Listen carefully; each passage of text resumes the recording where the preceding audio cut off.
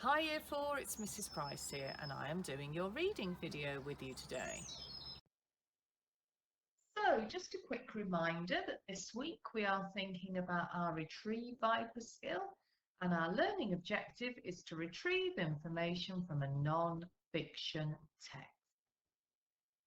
If we start by having a look at the think question, why do you think the ancient Egyptians lived near to the River Nile?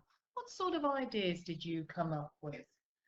Okay, did you think perhaps about the fishing that they could do so they could get food if they lived near the river? Did you think about the fact that they could water their plants and grow their plants near the river and give their animals water to drink? These are all good reasons that the ancient Egyptians lived near the River Nile. If we have a look at our reading words today, we've got the word essential, system, and jewellery. Okay, those were our tricky words. Let's have a look at our root word, depended. Where's the root word in the word depended? Well done if you've said depend. Okay, and it's in the past tense, so we've got the ed suffix on the end. Well done. And then our spelling list today from the year 3 and 4 word list is fruit. Okay, so have a good look at fruit. It's got it on the end. That might be something to help you remember it. And the fr sound at the beginning. So pause the video and have a go at practicing fruit. Now, if we have a look at our vocabulary today, we had the word silt, we had flax, and we had linen. Okay, so can you remember what silt is? Let's have a look at the picture to remind us. That's it. Silt is a fine sand and material that's mixed with water and is carried along by a river and dropped to make really good soil to grow things in. Okay, so it's a deep, rich soil. And then flax, can you remember what flax was? Yeah, that's right.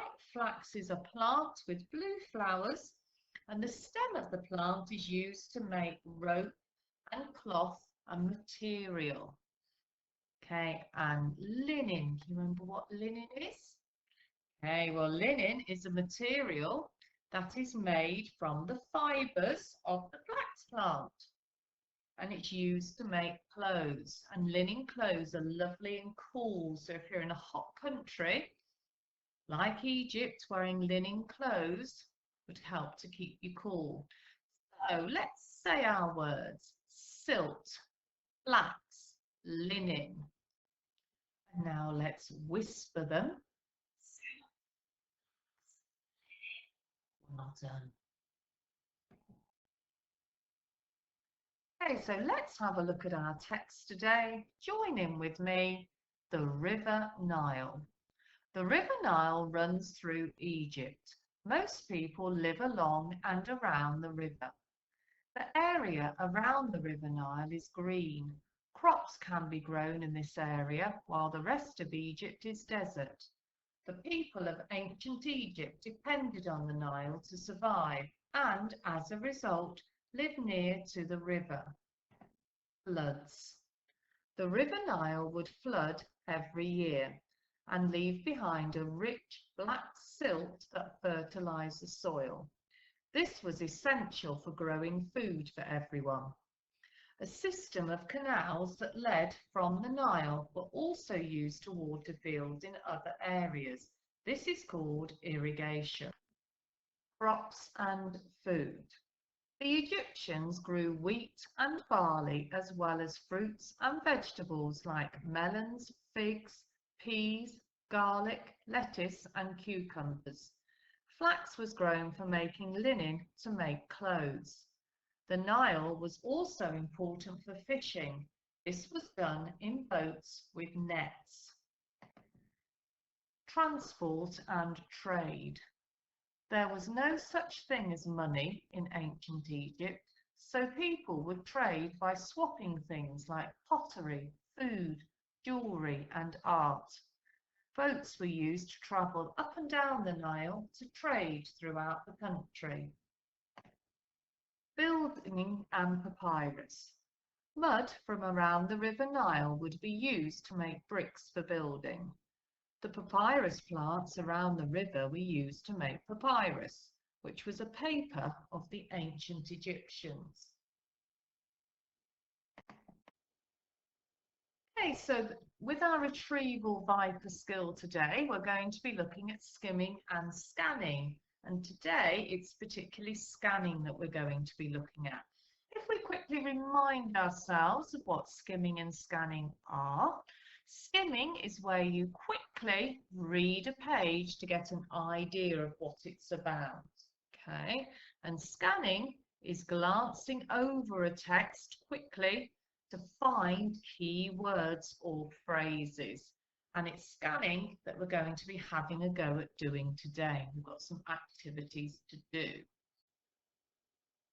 Let's have a look at some steps to success for scanning.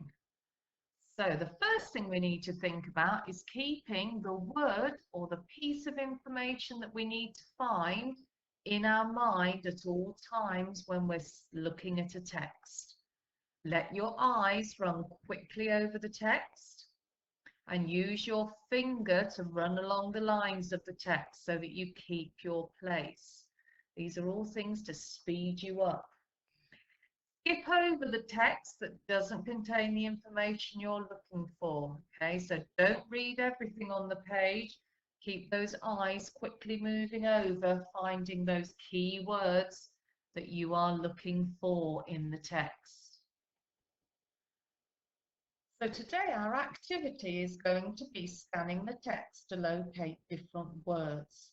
We're going to start with everyone locating a certain word, and then we'll move on to Chili 2 and 3, where you're going to be scanning the text for a word which means the same as another word.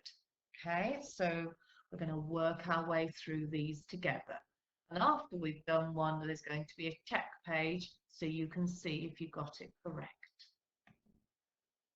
Okay, so let's look at this page of the text first. So remember to keep the word, this word in your mind as you search the text. Can you scan the text to find the word survive? Okay, so let your eyes quickly run over the text. You might want to use your finger to run along the lines carefully. Have you found it? Okay, let's check on the next page to see if you have got it. Here it is. Did you find survive? There you go. Well done if you did. Okay, let's have a look at our floods page now.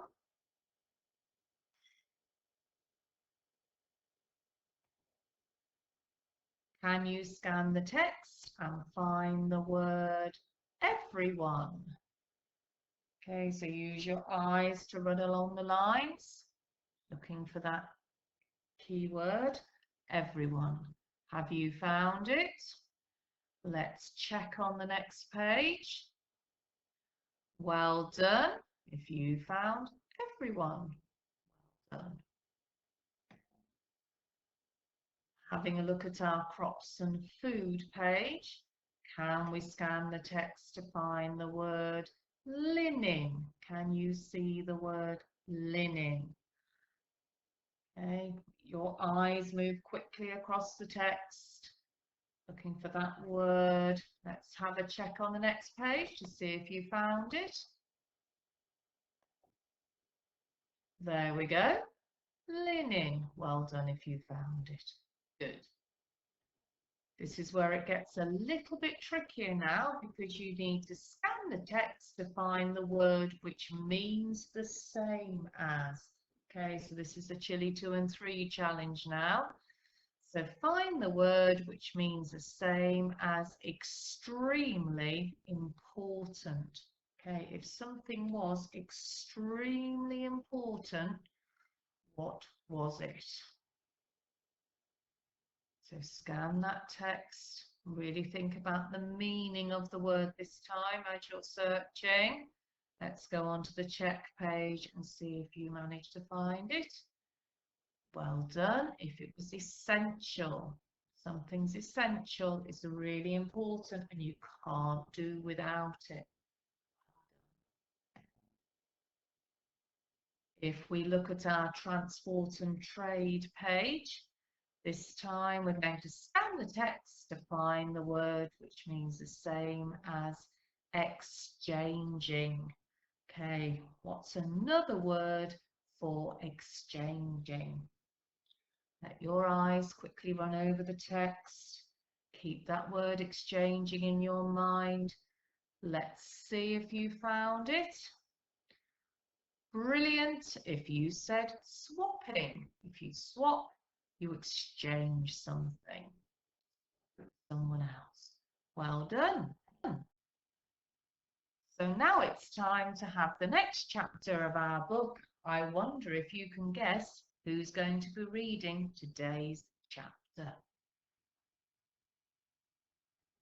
Hi Year 4, we're going to continue with our Secrets of a Sun King class textbook. Time to read chapter 7 today. Let's get started.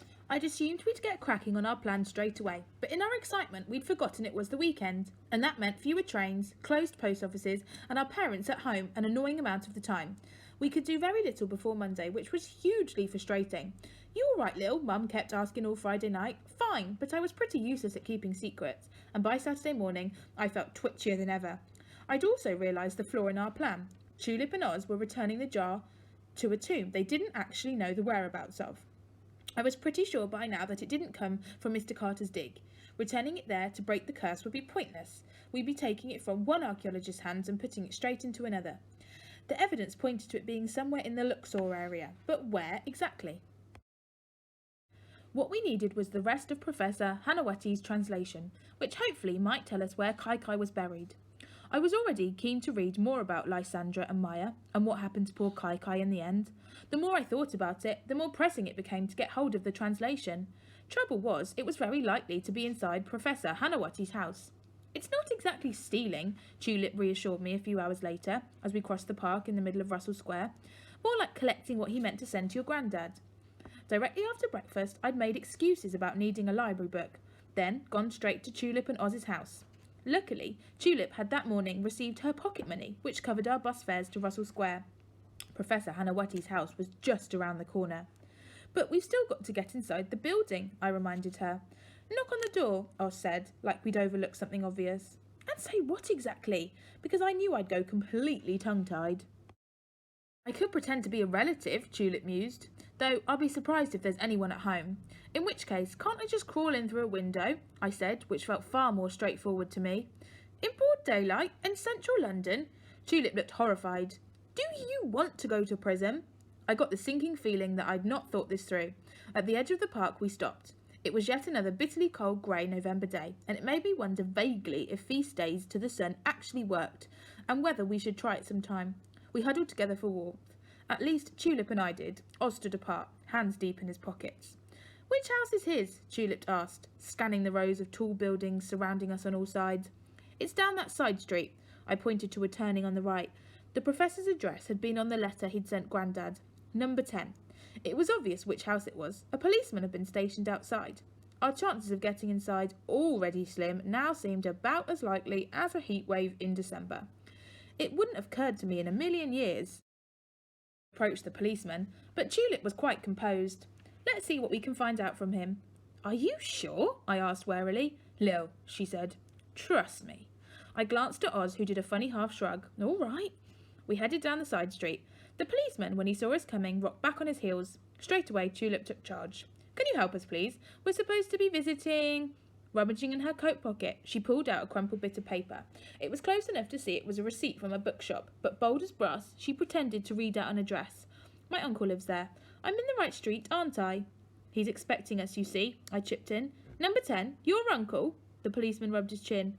I'd worried she'd gone a bit far. But the policeman, taking in Tulip's dark complexion, was clearly of the opinion that if two people had brown skin, then they must be related.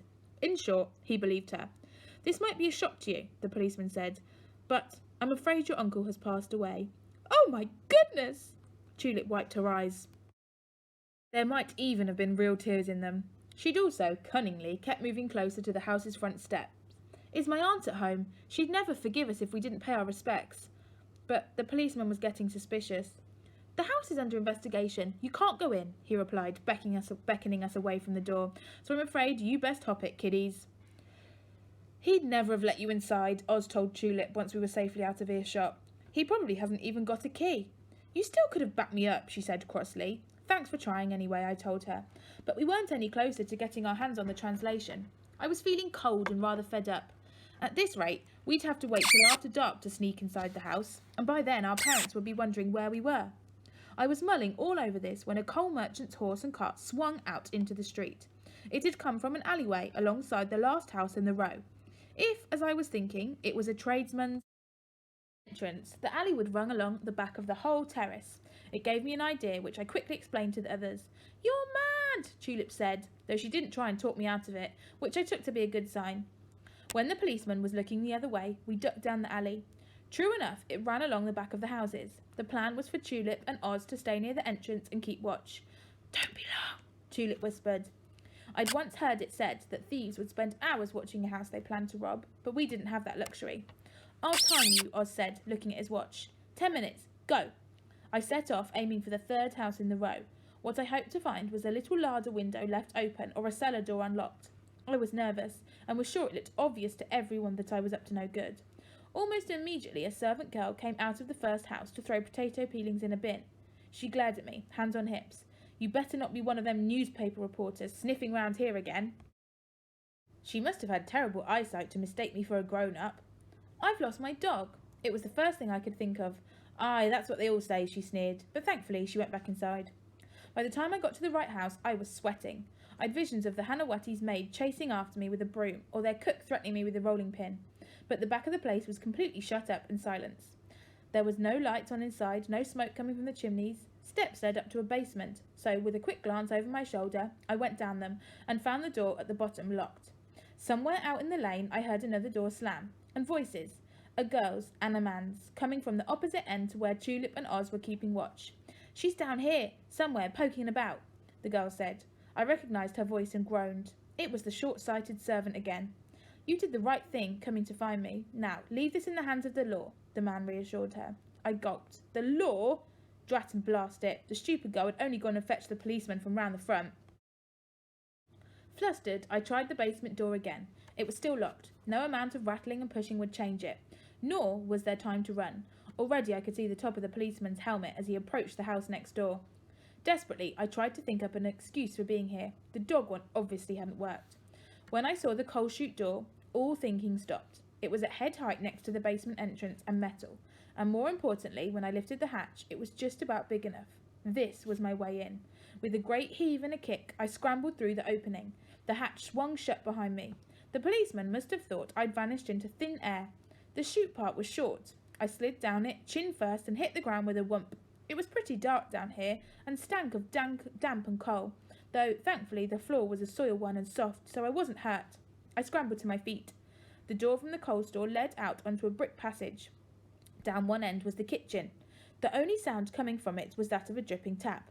At the other end was a staircase that I guess led to the ground floor. I sprang up the stairs, though I could... My heart beating strongly. I wasn't scared anymore. I'd done the hard bit. I'd got inside. All I had to do now was find the translation and crawl back up the coal chute. In the hallway, I hesitated. Where to look first? In his letter to Grandad, the professor had mentioned a study and working at a desk. The study was the first room I came to, though finding it wasn't down to luck. What got my attention was a terrible smell. On opening the door, the smell got 10 times worse. So bad, in fact, that I had to cover my mouth with my hand. It was worse than a meat locker in summer, worse than our outside lav when the drains blocked up. It was so bad I couldn't put a name to it. The room itself felt strange too, the air prickly, as if someone had been in there only seconds ago. For the first time since coming into the house, I began to feel ill at ease. Though the shutters were closed at the windows, there was enough light to see by. Everything looked black and grey. At the centre of the room was a desk, smaller than Grandad's and definitely tidier. A blotter, a stack of notebooks, and a letter rack were all lined up neatly down one side. A jacket had been slung across the chair, like someone had just taken it off. It made me suddenly sad, that jacket. I tried very hard not to look at it. Instead, keeping my eyes peeled for any sign of Professor Hanawati's distinctive royal blue writing paper. Couple of steps to the left and I'd realised I'd trodden in something horrid. In the gloom, I couldn't see what, but the soles of my shoes were sticking to it. Lifting my feet made a slurpy wet sound, and the smell, if it was possible, got worse. I couldn't tell where it was coming from, only that it filled the whole room and made my stomach heave. Quickly now, I searched the professor's desk. There were no letters. The notebooks were mostly empty. The translation wasn't here, either. I just hoped he hadn't hidden it somewhere unlikely. I didn't think my guts could stand this smell much longer. Next, I searched the bookshelves, shook out books, felt between them, nothing. Then, on a side table, I noticed a photograph in a silver frame. In the picture were two men, one I didn't recognise, with a dark, proud face, and the other I did. It was Grandad. The photograph was taken in the desert, Egypt, I guess. And though the jar wasn't in the shot, like an invisible force, you could sense the damage was already at work. Professor Hanawati, for that was who the other man was, I was certain, looked angrily at the camera. Grandad stared at the ground. It was a shock to see them both as young, unhappy men, but it was nothing compared to what I saw next. When I'd first come into the room, the desk had blocked it out. Now the hearth rug lay before me in all its gruesome glory. There was something on it, something dark and grey that looked like cinders from the fire. The once pretty carpet was now completely blackened, yet the armchair right next to it hadn't even been scorched. Come to think of it, the ashes weren't like ones from a fire. They were darker, heavier, with a smell like bad meat. I felt clammy and stickier than ever because I'd read the newspaper report, so I knew exactly what I was looking at. The article had described the hearthrug in horrible detail. This was the very room, the very spot where Professor Hanawati had burned to death. Someone had tried to clear away the mess. The one small mercy was the feet had gone, but my brain still couldn't cope with what I was seeing. I didn't know if I was going to be sick or faint. I couldn't stay in this room any longer. As I turned to go, at the very last moment, I spotted the corner of a piece of bright blue paper sticking out from under the armchair. I hesitated. It was right next to the ashes. Holding my breath, I ducked down, grabbed it quick. And it was paper, more than one piece, with the title, Lysandra, and completely untouched by the fire. I'd never been so glad to see anything in my life. Stuffing it down my coat, and before I breathed another breath, I ran for the door. So exciting. You might have realised we've stopped halfway through chapter 7 there. I'm going to leave you in a bit of suspense. You're going to have to come back tomorrow to find out exactly what it says on that paper. Bye everyone.